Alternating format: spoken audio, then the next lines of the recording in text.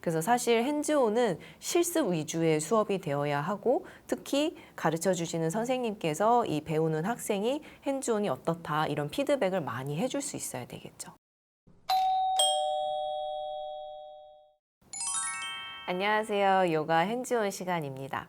오늘은 요가 핸즈온의 철학 파트를 다뤄보려고 하거든요. 그래서 오늘 같이 해주신 황규희 선생님과 함께 이야기를 하면서 핸즈온 철학에 대해서 궁금한 것들을 해결해 볼게요. 먼저 오늘은 요가 핸즈온이란 무엇인가? 그리고 강사 입장에서 이 요가 핸즈온을 어떻게 정리를 해야 될까? 이 두 가지 포인트를 살펴보려고 해요.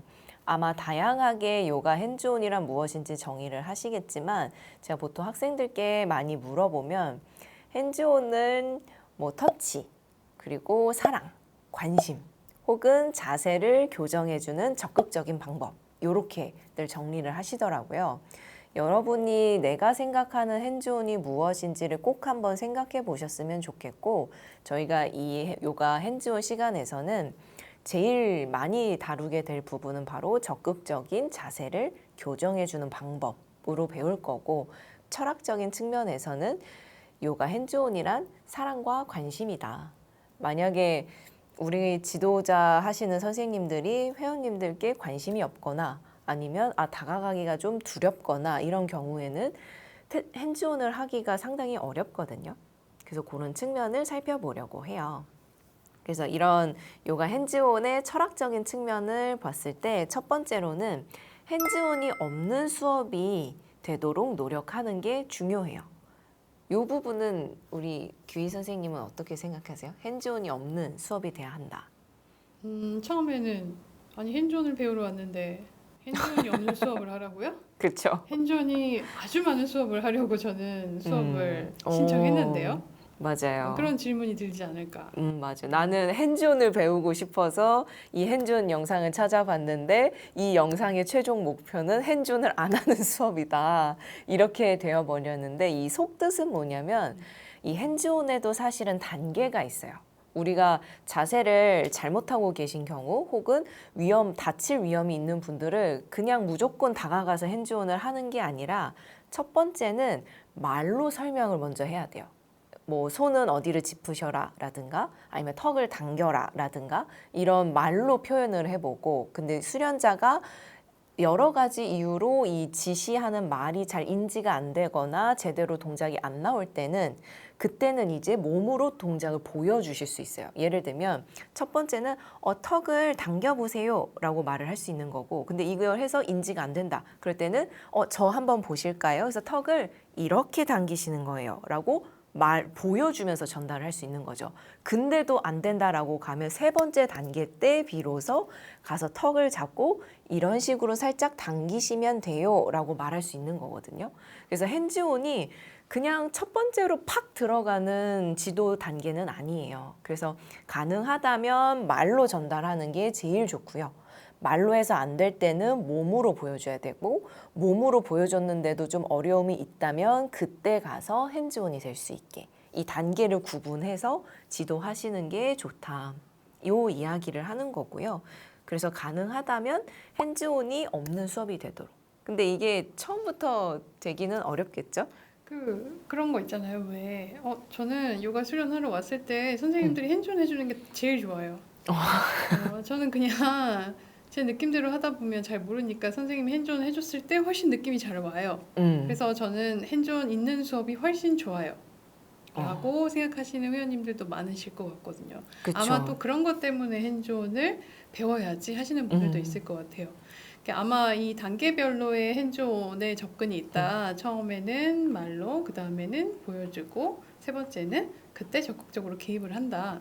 근데 이제 이 적극적인 개입이 되다 보면 이렇게 생각하시는 회원님들이 많을 수 있고 핸즈온이 많은 수업이 좋은 수업이라고 생각하실 수 있죠.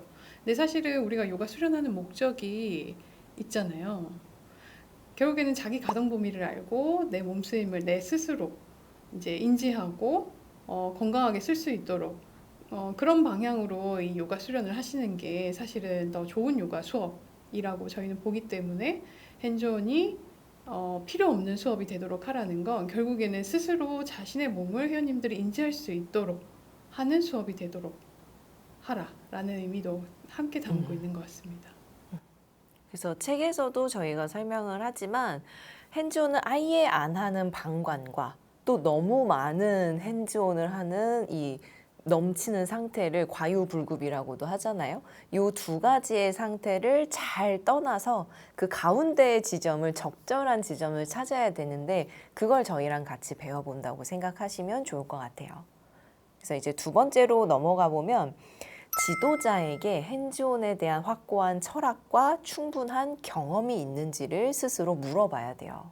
이게 확고한 철학도 정리가 어려울 거고 두 번째로 충분한 경험도 사실은 쉽지가 않아요. 이 첫 번째로 언급했던 확고한 철학은 저희가 방금 이야기한 것처럼 내가 정말 핸즈온의 단계에 대해서 그리고 핸즈온의 적정한 양에 대해서 이걸 생각해 본 적이 있나 그리고 이 핸즈온의 목적이 무엇일까 나한테 의존을 하게 하는 게 무엇이 목적인가 아니면 나한테 의존하지 않고 수련자가 스스로 수련을 하고 몸을 인지할 수 있도록 돕는 것이 목적인가 이런 것들을 정리해봤냐는 거죠.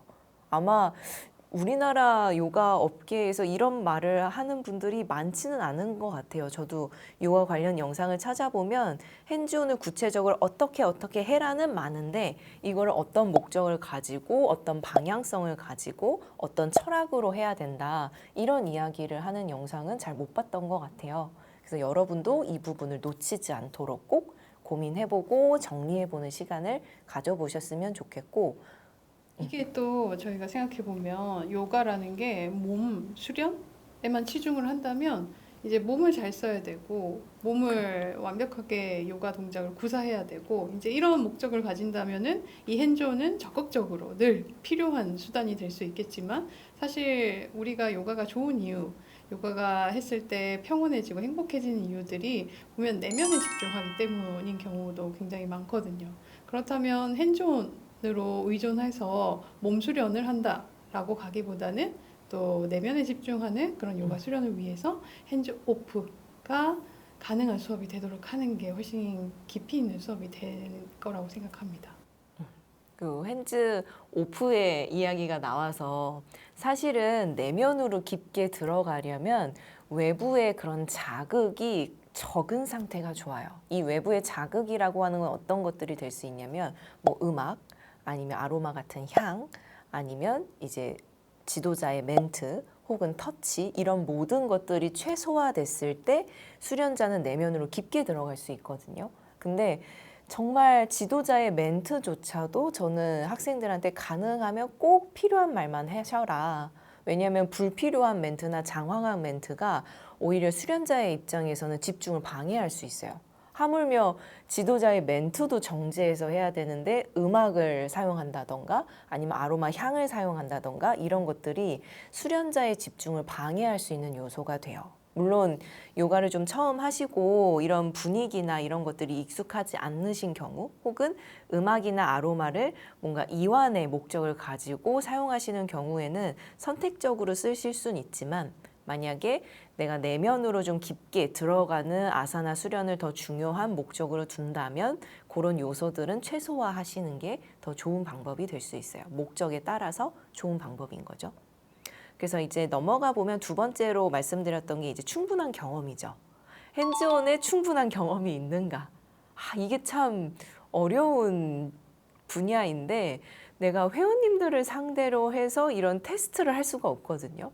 그러려면 핸즈온이 어느 정도 익숙해진 다음에 그걸 수련 지도에 사용을 해야 돼요. 근데 그러려면 내가 누군가한테는 연습은 해야 되겠고 근데 그게 회원님들은 될 수가 없고 이러면 참 곤란한 경우가 있는데 그래서 저희가 추천하는 방법은 같은 지도자 교육을 받은 선생님들이나 아니면 내 동료 선생님들과 서로 주고받으면서 느낌이 어떤지, 강도는 어떤지, 자극의 이런 건 어떤지를 확인하는 방법도 있고 또 가장 좋은 거는 이런 교육을 들으실 때는 실습을 많이 해보시는 거.